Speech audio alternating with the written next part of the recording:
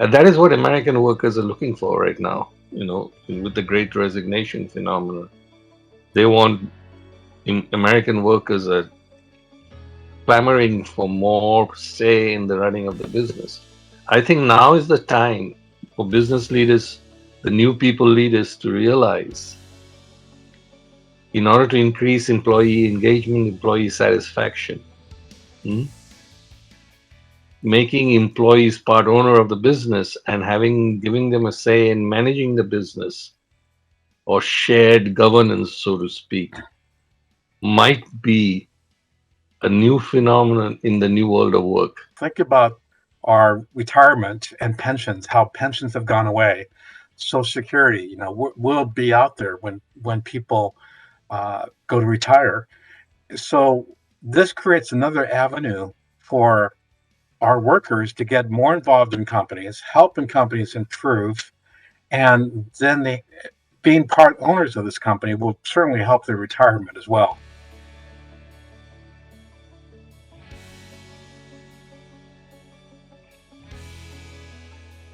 Greetings and welcome to the New World of Work podcast with Dr. Bob Biswas and Bill Garrison.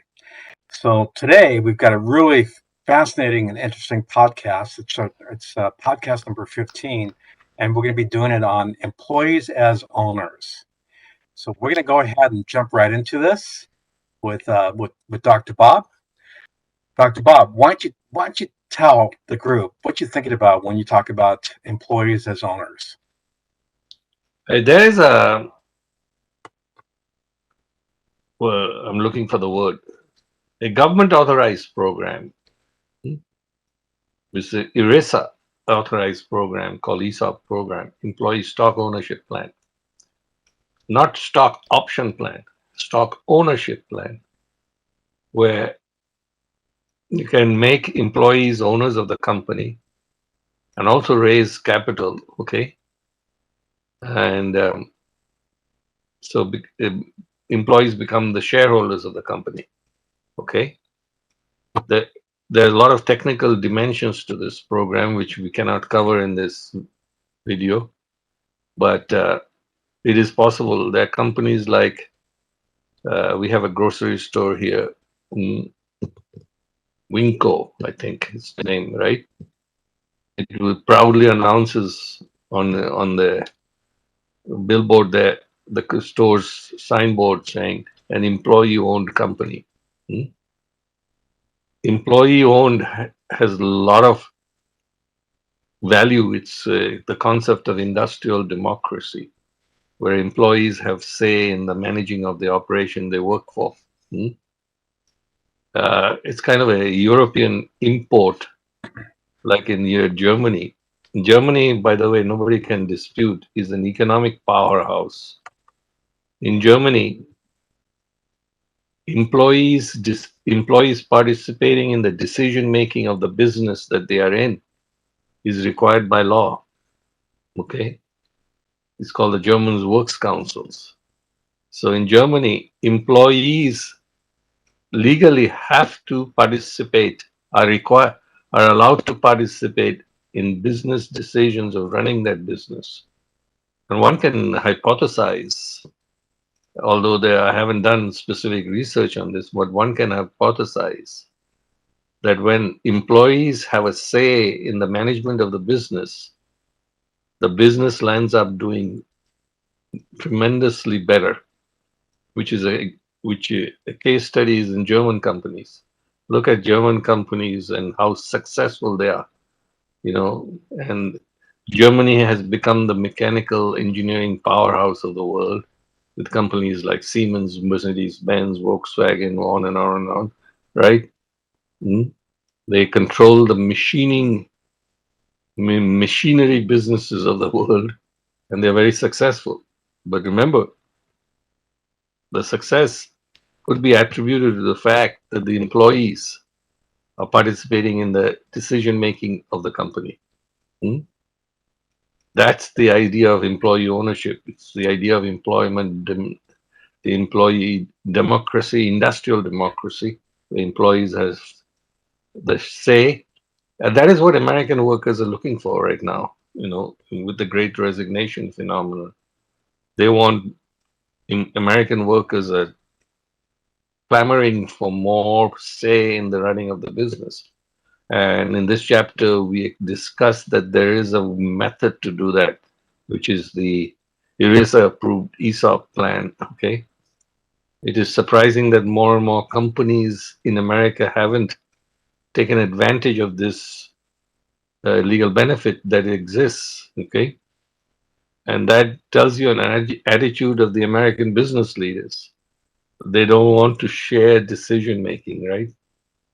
But I don't think, I think now is the time for business leaders, the new people leaders to realize in order to increase employee engagement, employee satisfaction, hmm, making employees part owner of the business and giving them a say in managing the business or shared governance, so to speak, might be a new phenomenon in the new world of work.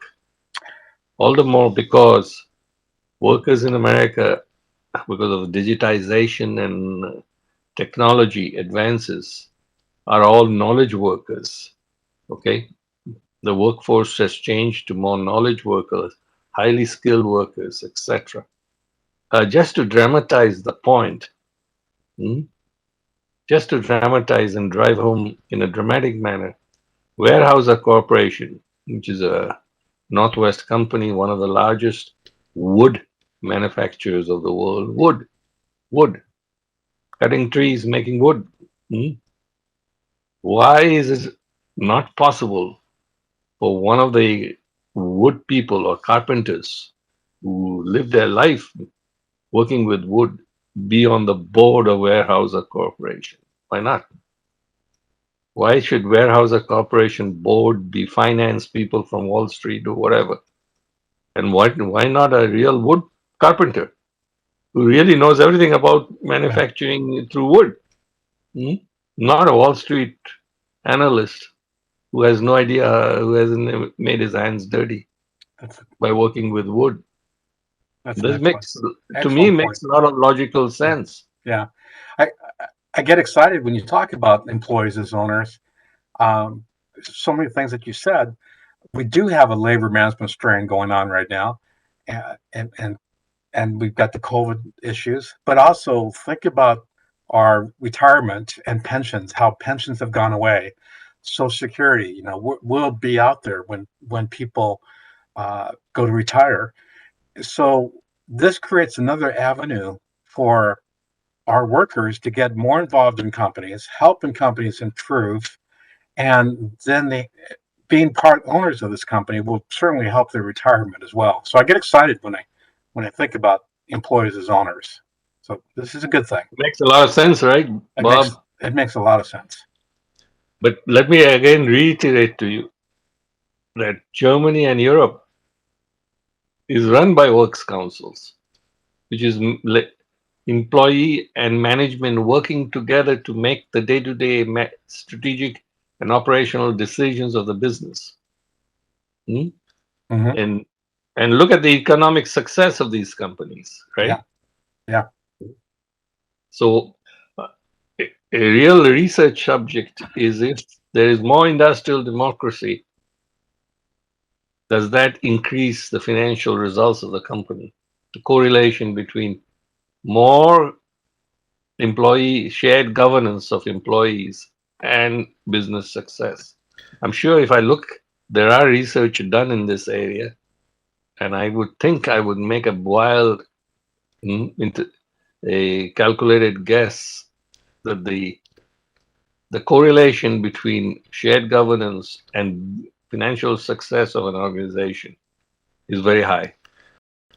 I've got a very simple evidence of this. 100 years ago, I can't even remember when it was. I owned a lawn service and landscaping business, and for the most part, in the off season, I could handle that by myself. But the summertime here in Bakersfield gets to 100 degrees. All of a sudden, people don't want to mow their own lawns. They hire a gardener. They hire someone to mow their lawns, and so I had to hire people to work for me. And it's a very low end job to work for a gardener. And so I would hire these young kids, and they would come, they would work, and I would pick them up in the morning, and then would go work. And then at the end of the day, they're exhausted. They made a good day's wages, and they were satisfied. I'm not a harsh boss, but I was got a pretty good work ethic, so we would work pretty good, and we would have a good day's work. But I noticed that because I paid them by the hour, they would go slower. They didn't put as much care into it, those types of things, as me, the business owner, because I was wanting to get more accounts. I was wanting to do a good job on each account so that I could get more, or I didn't want to mess something up so that person would fire us. And so, what would happen though is I would, before it gets too hot, I'd go at 6 o'clock in the morning to go pick them up, and just every now and then they just would not come to the door. They would quit without telling me, and so I had to go do double the work that day because I was the one with the American dream. I was the one with the risk, all these things I Uh-huh. put out there, and I started having this turnover that was crazy. So then I thought, you know what I ought to do is, instead of paying these guys by the hour, I should pay them by a percentage of each account. So I will give them a share of the ownership, and every new account they earn, gives them a raise. If they screw something up and they lose an account, that's a pay cut for them. Mhm. And it changed dramatically. All of a sudden, I had guys talking about maybe one day buying the company from me, and our productivity, our teamwork, all increased. See, mm, I state that our business model, American business model, needs a re-engineering, complete re-engineering, and that's one of the major themes of our book. Why? So far, since the 1980s, the focus has been shareholder satisfaction, satisfy Wall Street, which has initiated short-term thinking, profit next quarter, okay, masses of layoffs, okay, to reduce costs, the resource maximization, all of these inward thinking policies and programs. And the main focus has been shareholder satisfaction. Shareholder satisfaction has been the leading variable. We suggest in the book that it is high time we change this paradigm, especially now that we all know what is going on with the resignation phenomenon. The paradigm should be employee satisfaction first. When the employees are satisfied and engaged, they create satisfaction for customers, happy customers, Mhm. happy customers made by happy employees. And when employees are satisfied and customers satisfied, then only can shareholders be satisfied. So shareholder satisfaction is not a leading variable, it is a lagging variable. That is the paradigm shift in the business model. And this employee as owners allows or or manifests itself as the change business model. Employees first, customers second, and shareholders three. So whether that transition in business philosophy will happen is yet to be seen. Widely happen is yet to be seen. But in our opinion, it needs to happen. And You know, business leaders have to have foresight to understand that mm, that the business paradigm needs to change. But let me tell you, there is a movement towards changing this paradigm. Wall Street is soon realizing long-term business success, long-term sustainable business success depends on changing this paradigm to employee first, customer second, and shareholder third. This is the ticket to long term business success, as opposed to shareholder first, customer second, and employees last. Okay. That hasn't worked very well. And that has resulted in this great resignation phenomenon and employees thinking to themselves, what is the workplace? This workplace is not giving me anything. I am giving everything, but not getting anything back in return. Well, I Yeah. was going to say a big thing in the news, you know, recently or even the last couple of years, is the big wealth gap that's happening between the ultra wealthy and the employees. Right? It seems like the leaders at the very top, the vice president and the president, and the major stockholders. I mean, their wealth is going up, and the employees are that's very slowly.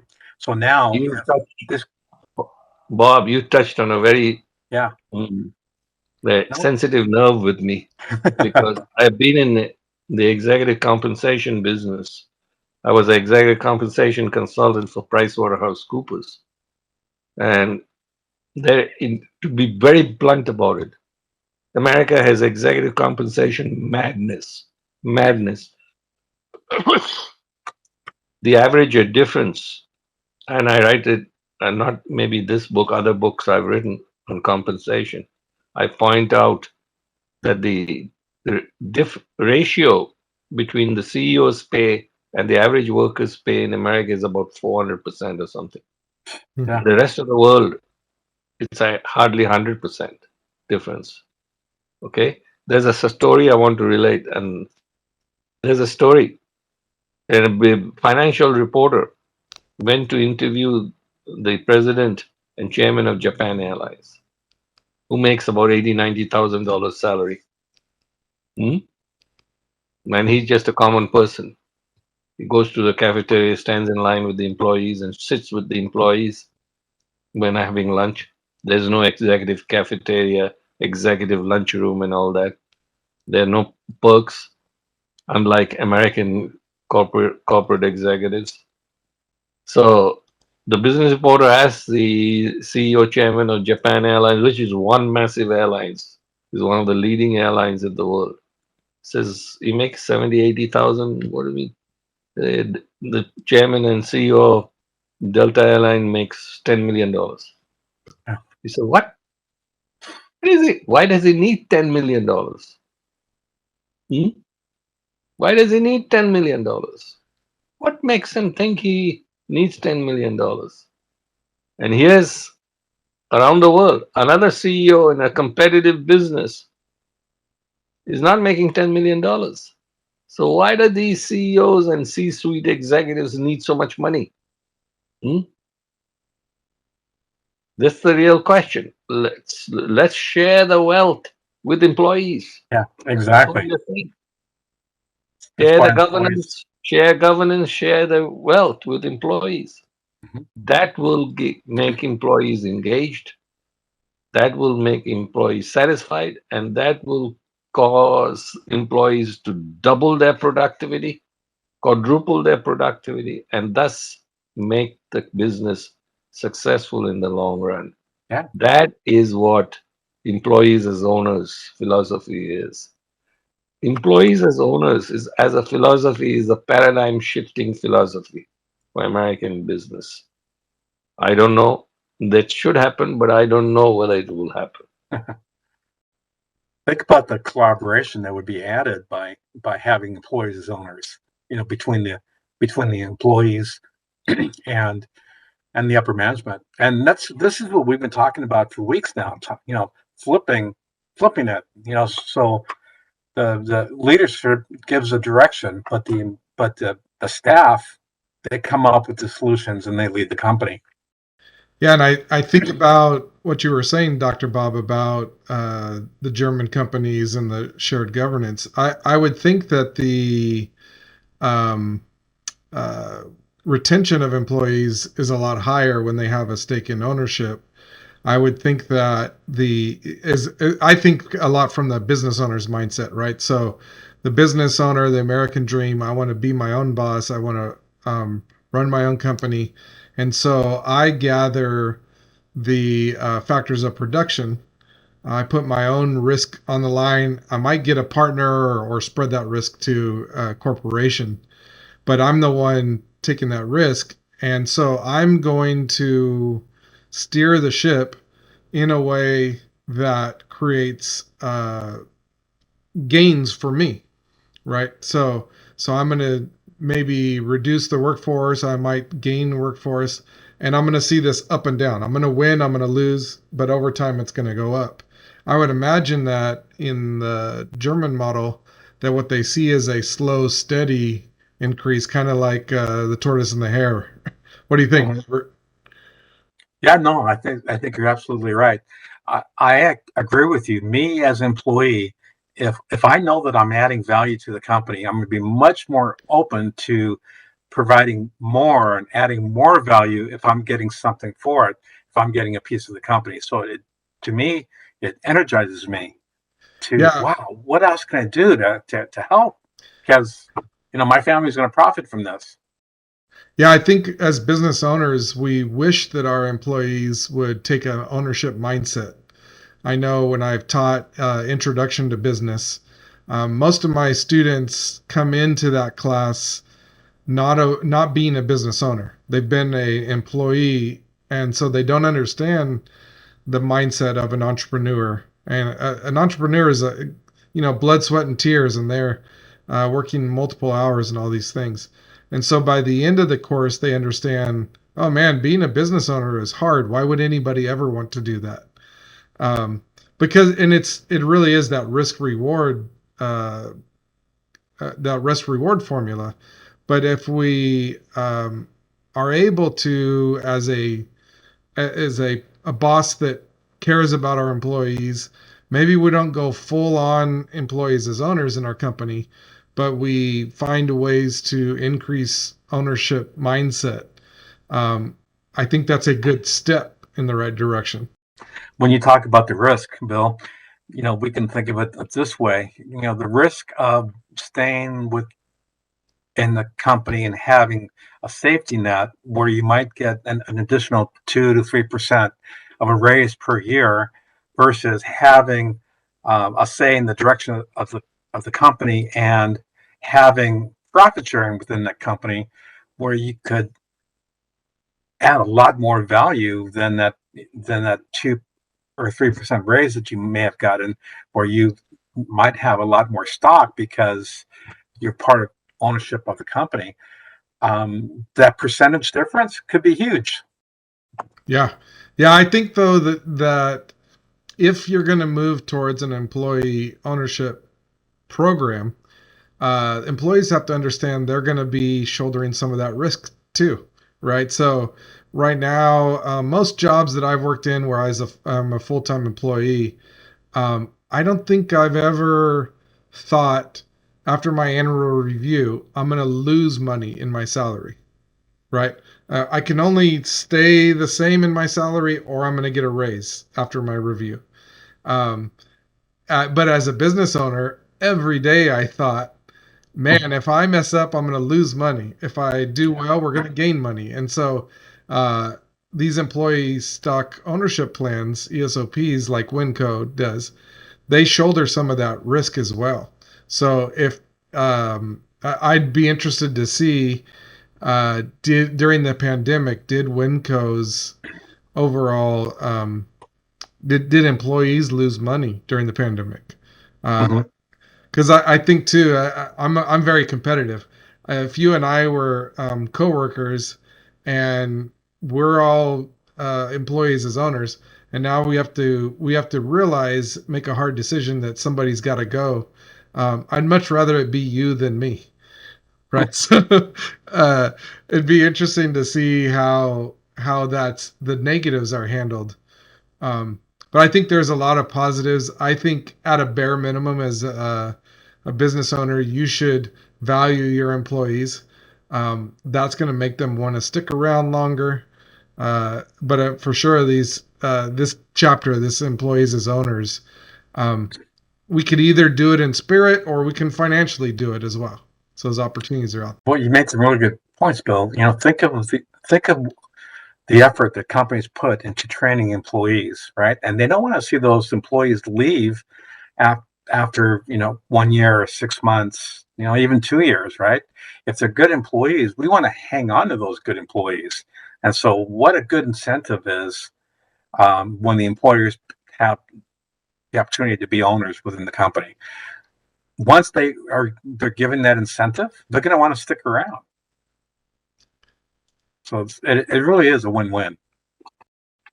Yeah, so I really think that we don't have to have the labor management strain, right? We can have collaboration at a minimum.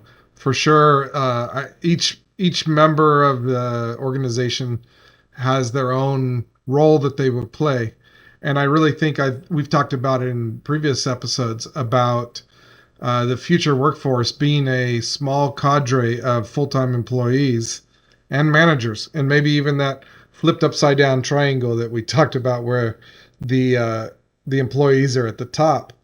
Um, the gig workers, I think, may be outside of this. So, right. So you wouldn't necessarily give a gig worker a part of the ownership. But those few employees and those few managers, those leaders, they would be the ones that would have more of that ownership mentality. And you can get the tasks that you need to have done, the menial tasks or whatnot, to be done by a lot of the gig work. And there was a study that went out. I don't have my hands on that study right now, but they did say, as a result of that study, that employee ownership boosted profits by 14%. Right, so that's pretty significant. 14%. I would like to challenge business leaders to think out of the box in this area, okay? And look at some of the success stories where employees feel like owners of the business, okay? And if you are challenged with the byproducts of the Great Resignation, you really, as a business leader, really need to rethink your business model to this change model that I proposed here. Thank you very much. I'll see you all later. Okay. Thank you, Dr. Bob. Okay. Bye bye. So I just want to thank everybody for being part of our episode 15 podcast talking about employees and owners. And we'd love to hear your thoughts. Shoot us an email, send us a text. Let us know what you think about it. And we will see you again in another week. And don't forget our book. Take care and see you soon. All right. Bye bye.